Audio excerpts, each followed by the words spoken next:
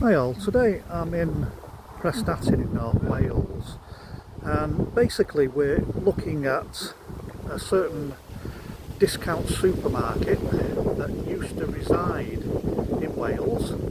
I won't give the game away just yet, but here on Warren Drive in Prestatyn. Now that might ring a bell to some people that worked for this certain company, but as we go forward I'll take you round and we'll have a look. Now in 1959 a certain value foods set up in North Wales, and the story emulates from there, from when basically a certain company called Quicksave, which was born in Prestatyn in North Wales by Albert Goubet. Now turn round and span, this was once the office in Prestatyn. As you can see, it's been like this in derelict for quite a long time. Now, for those of you that remember Quicksave, I think at one time they had something like about 30 odd shops throughout England, Wales and Scotland.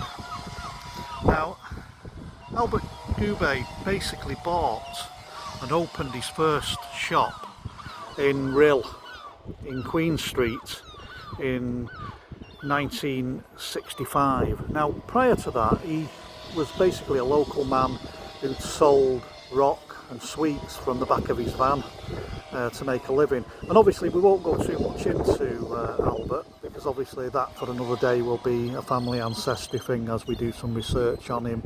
And basically obviously a lot of his issues that he did, he was quite wealthy and he was quite generous and donated a lot of his money, in fact about 95% of his money, to charitable events and charitable things.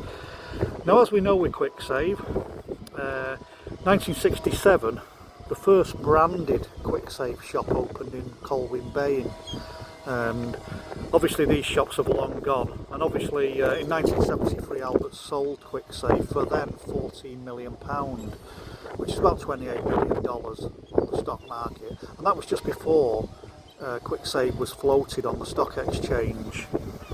Now I remember working for Quicksave in the early 80s and working from part-time, working myself all the way up to area manager kind of status in them days, in the early 80s right the way through to the late 80s, and then I left obviously. Now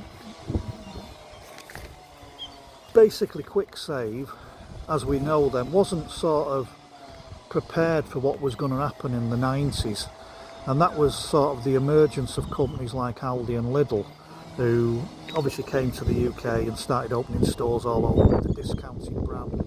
Now Albert must have sort of looked back, obviously because by then he'd sold Quicksave, so it was nothing to do with him anymore. I met Albert basically in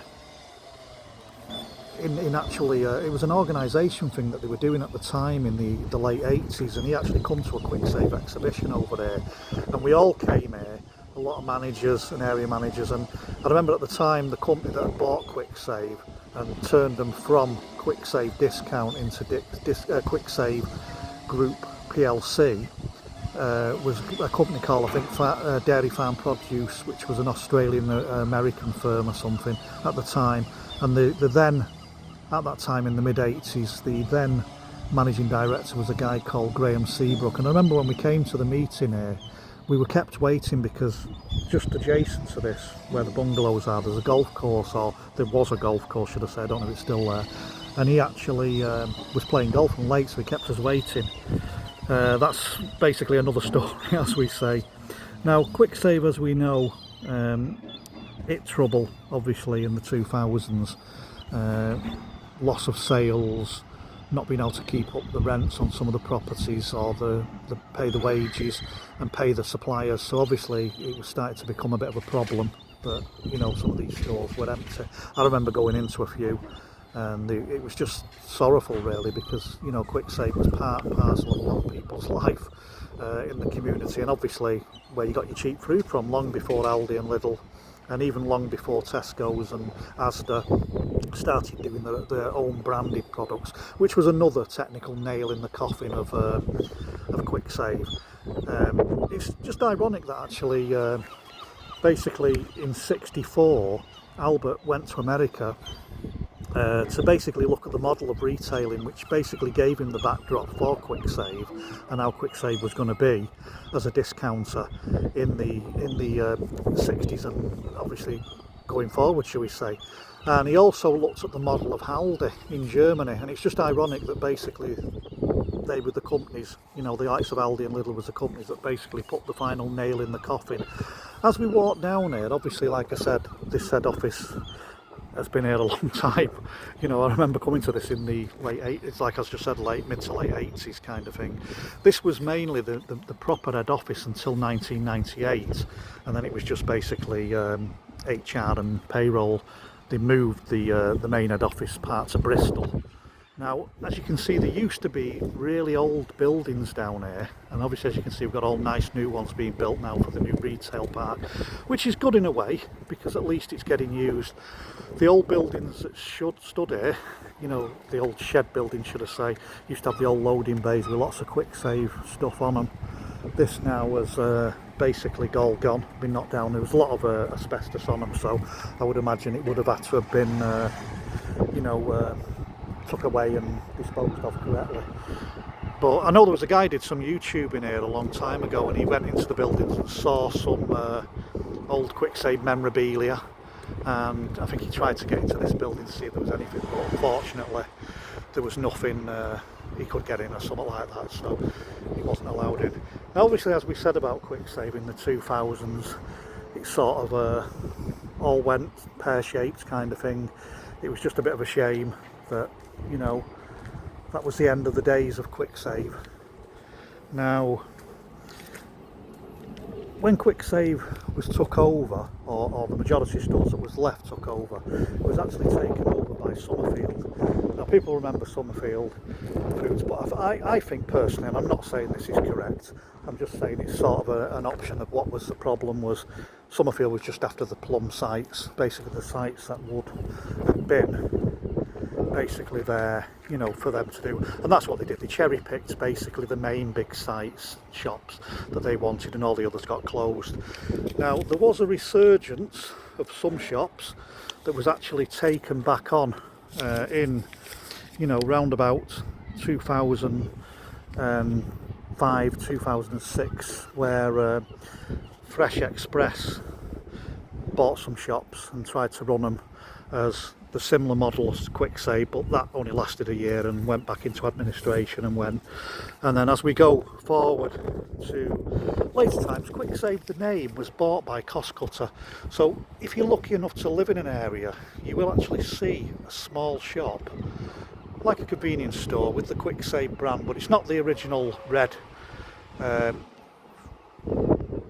you know, the red sign we remember from our days of Quick Save. It's like a white sign with the red writing and stuff like that, which I think was used later for the Fresh Express brand. But yeah, I just thought I'd bring you here to have a look and show you around basically where this is, because obviously all the old sheds have gone, all the old buildings with the loading bay and so on have all now long gone. And as you can see now, a lot of this is I'm assuming this is going to be redone, because realistically the building was quite modern for its time when it was, you know, quite modern for its time, should I say. But yeah, the old security camera up there, just look to see, don't think there's anything around or anything. Is this, just checking you for a sort of a quick nosy around the thing of the building, but obviously, as you can see, long gone. The building inside, I've just had a quick nosy there through the window, looks quite good inside. But yeah, so again, obviously I can't remember the rooms we were in at the time, it was a long time ago, but yeah, I just thought I'd bring you down and show you in remembrance of Quick Save and all them people that remember the times of when this was a thriving discounter. long before. Anyway, thank you very much for joining me, and look out for the video and the story that we're going to do on Albert Gilvey soon. Thank you very much.